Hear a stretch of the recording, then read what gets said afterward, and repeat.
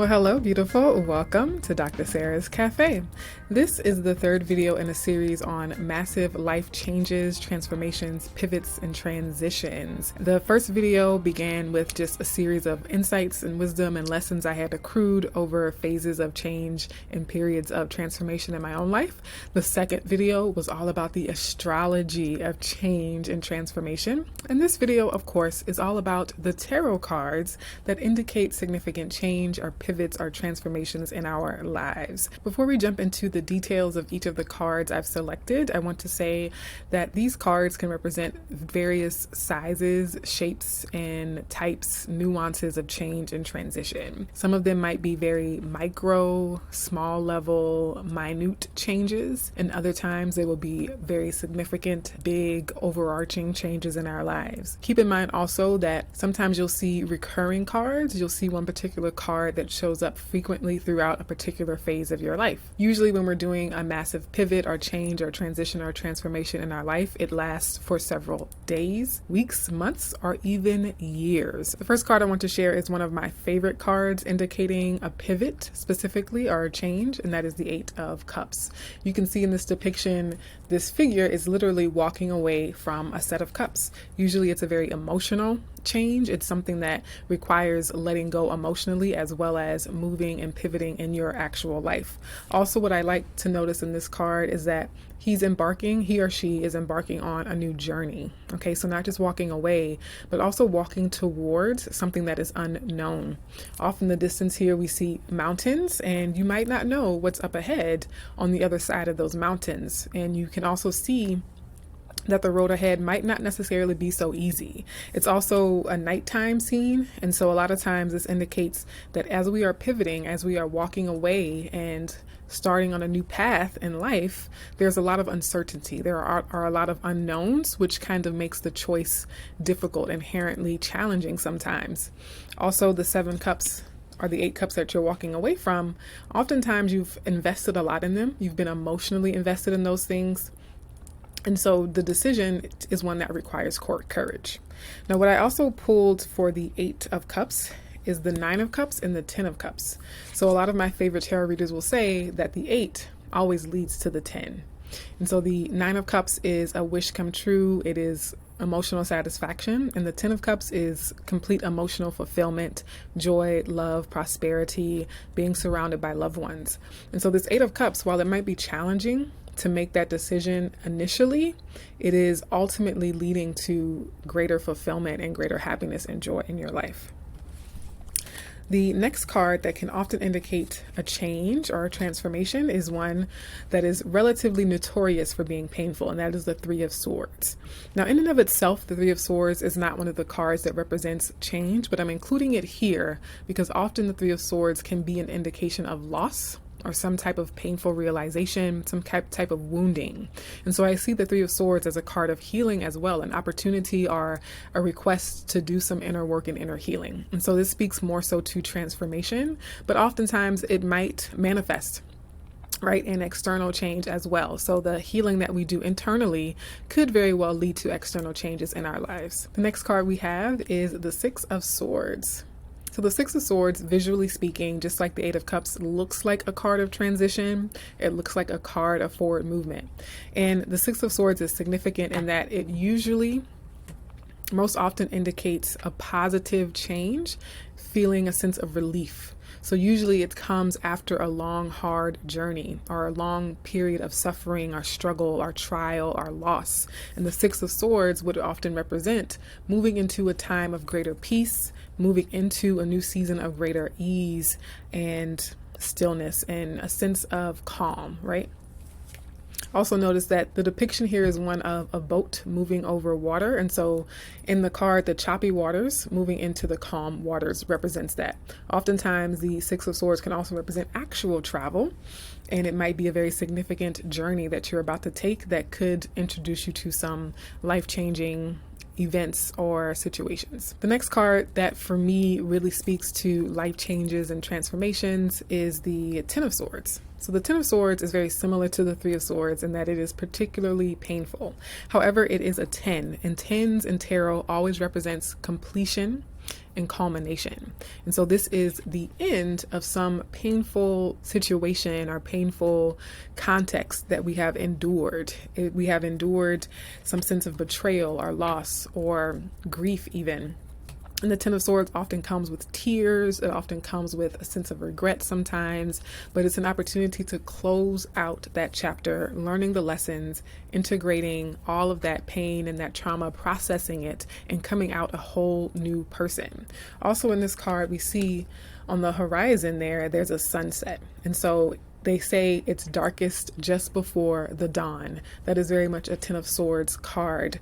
We might be coming out of that nighttime scene where we have suffered, we have died and been reborn, and it ushers in, or it signifies, the dawning or the coming dawn of a new day. Another card that I like to use or consider when thinking about moments of change and transition is the Ace of Pentacles. This is one of my favorite cards. It's the favorite cards of a lot of people. Aces always represent new beginnings. So just like the tens represent endings and culminations, the aces, are the ones, represent new beginnings, new opportunities. And I love the Ace of Pentacles in particular to represent significant life changes because it is a material card. It has material consequences. It's more tangible, more concrete, and more likely to manifest in a tangible, concrete way in our lives. The Ace of Pentacles is often associated with money, but it can also just be anything that is starting off on a really solid foundation and that has great potential to be very successful and stable and have longevity going into the future. Next, we have the Knight of Cups. Now, for me, all of the knights could represent a change or a transition. They often represent action, offers, momentum, situations coming in, situations going out, people who present a proposal to us in some way. I like the Knight of Cups in particular, however, because when we think of a change or a pivot in our lives, the Knight of Cups asks us to follow our heart. And a lot of times people find themselves in that midlife crisis or having to pivot in their career or having to make a change in their personal relationships. And what often happens is that you feel that tug in your heart space. You feel that creative impulse. You feel your heart, your desire, your longing, your wish for something else, for a change, for greater alignment with your destiny, right? And so I like the Knight of Cups in particular for change because it is heart-led, heart-centered, following your heart down a new path. So while it might be scary, it might be uncertain, there's something in your heart, there's something in your emotional space that you hold on to let you know that you're going in the right direction. But as I mentioned, this could also be proposals. And so in that sense, it could create a change in your life. For example, an actual wedding or marriage proposal, but also a job proposal or a business proposal that is very, very solid, very sincere, and bodes really well for prosperity to come. Now we have another card. The last minor arcana card that I'll share for this series is the Page of Pentacles. And I love the Page of Pentacles because it is a card of purpose. It is a card that speaks to our greater life purpose. So when we see this card, it is reminding us, or maybe helping us to become aware of when and how and what opportunities we have to move into greater alignment with our larger life purpose. Thinking about, again, a career pivot, or making changes in our relationships, or leaving a city, or leaving a country, or even just changing the way we look physically, changing how we show up in our life. A lot of it has to do with getting into greater alignment with our purpose. So those were the minor arcana cards in tarot that I believe really speak to change, transformation, or transition in our lives and various aspects of our lives. Now I'm moving into the major arcana cards that signify change and transformation. And for those of you who might be newer to tarot, the difference with major arcana is that they are often very faded. They actually in and of themselves represent larger cycles in our life, larger moments, or more destined or fated occurrences and events in our lives. Okay, so they're that much more important to pay attention to if you see them coming out in your tarot readings, especially if you see them recurring or repeating in multiple tarot readings throughout a particular chapter or phase of your life. So we're going to go in order, starting with the Fool card. The Fool card is the number 0. It is the beginning. It is just that. And so when we talk about a change, a transition, a pivot, this is saying there's a brand new journey ahead. There's a brand new destination. There's a brand new adventure that lies before you. The Fool card implies taking that leap of faith and being willing, finding the capacity and the bandwidth and the courage to say, I'm going to make that leap. I'm going to make that change and step into the unknown, and also free myself, to free yourself to go in a different direction, to free yourself from the limitations of, expectations, right? The Fool card is ruled by Uranus in that sense. And it's the guidance to be willing to take a risk, right? Be willing to bet on yourself, so to speak. And there's a lot of, good luck associated with the Fool card. So it is also that card of beginner's luck. And so it's saying that the universe, your spiritual team, is supporting you and lifting you up and elevating you as you journey or venture onto this new path for yourself. The card that I also associate with major change and transformation is the High Priestess. And that is not obviously associated with change and transformation. If you were to just look at a general guidebook of tarot, the High Priestess wouldn't have keywords of change or transition or transformation. But the High Priestess is a portal card. It is a threshold card. It is the threshold between the unconscious and the conscious. And I pulled this card for major life changes or transitions and pivots because it requires following your intuition. It requires being tapped in to your own higher knowing, your own spiritual divine connection and knowledge, right?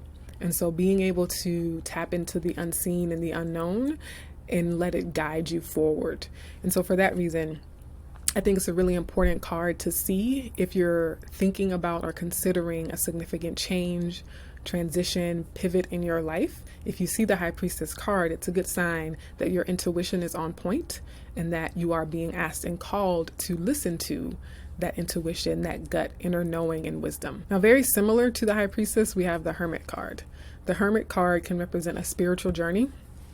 So this can be that internal journey, journeying within to, again, transform, but it can also represent an external journey that is very spiritual in nature, right? An external journey or trip that gives you greater wisdom and insight, right? So maybe a retreat of some sort that is part of this transformation or transition that you're going through. And Radiant Reality says that whenever the Hermit shows up, the High Priestess has a message for you, right? And so the Hermit card is also being led by this lantern here. This star in the lantern is that belief, that own knowing. So following your North Star, right? And saying, I am on this path, I am on this journey, and I'm being guided. I'm allowing myself to be guided by my own internal GPS, my own intuition and wisdom, and following that little spark of light, even if I'm in total darkness, right? There's that spark of hope or that spark of intuition that I can use to put one foot in front of the other, right?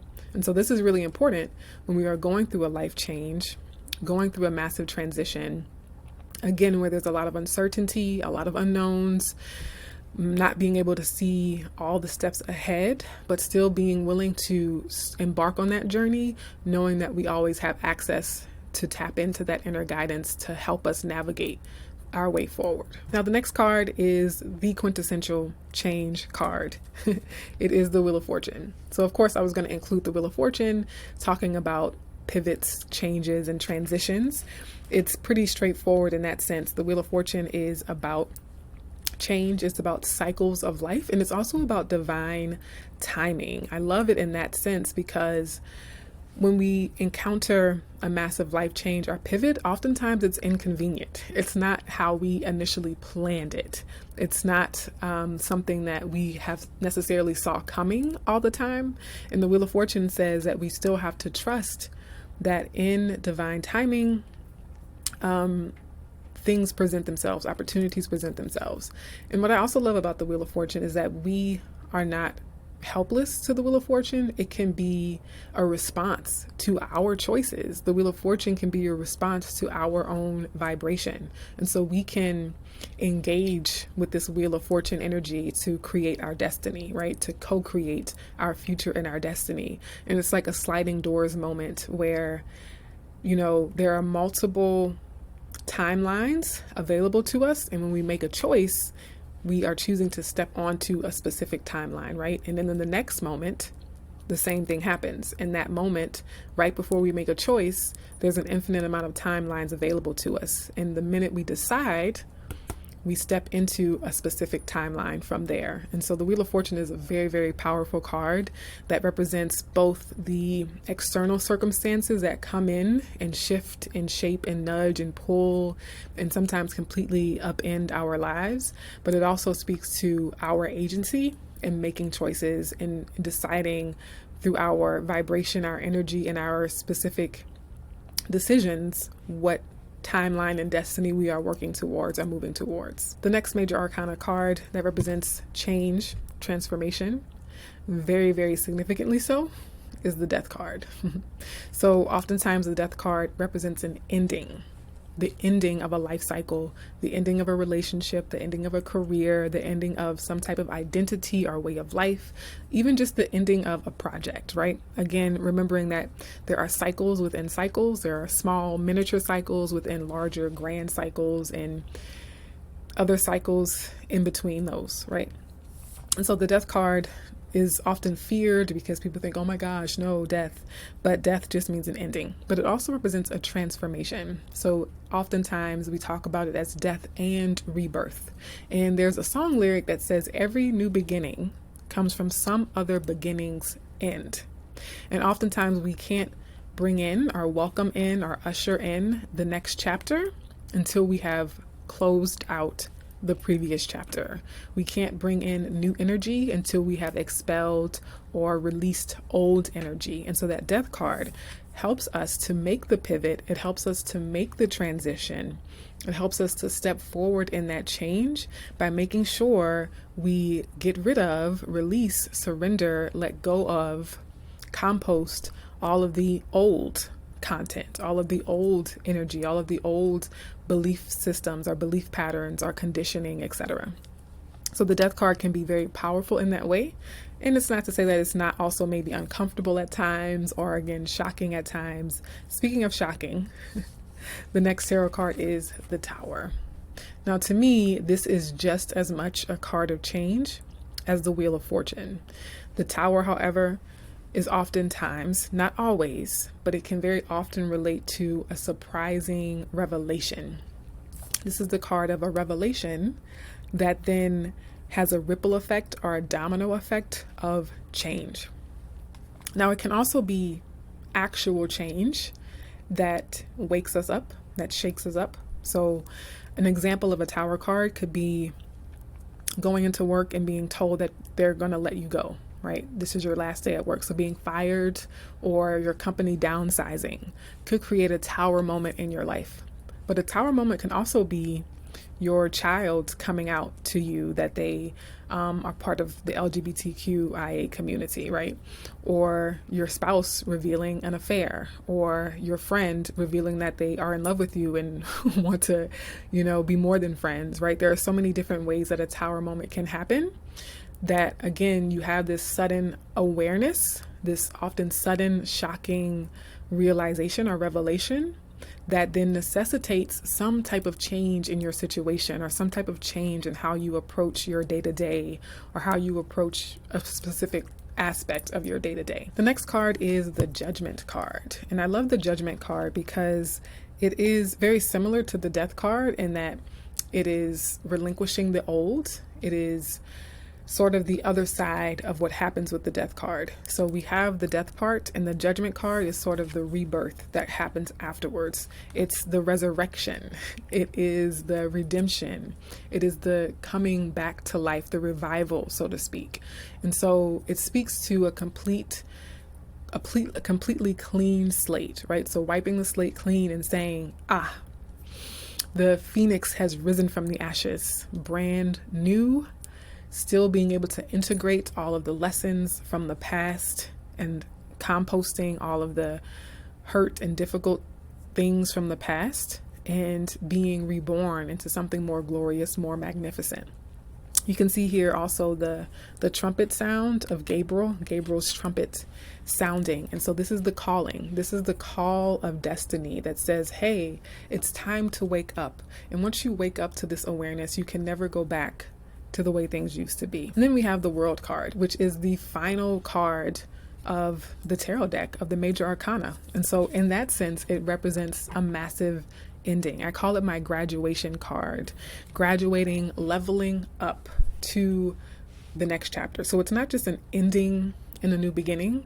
It specifically represents an elevated new beginning, right? So the World card is not just a lateral move. The World card is like a promotion. It's a graduation to a new higher level. And it speaks to having done all the studying, taking all the tests, doing all the homework, and then sitting for that final exam, passing that final exam and saying, yes, you are now qualified, you are certified to commence, aka graduate, to the next phase of your life, okay? And so it's a very wise card. It's a card that says you're not starting from scratch.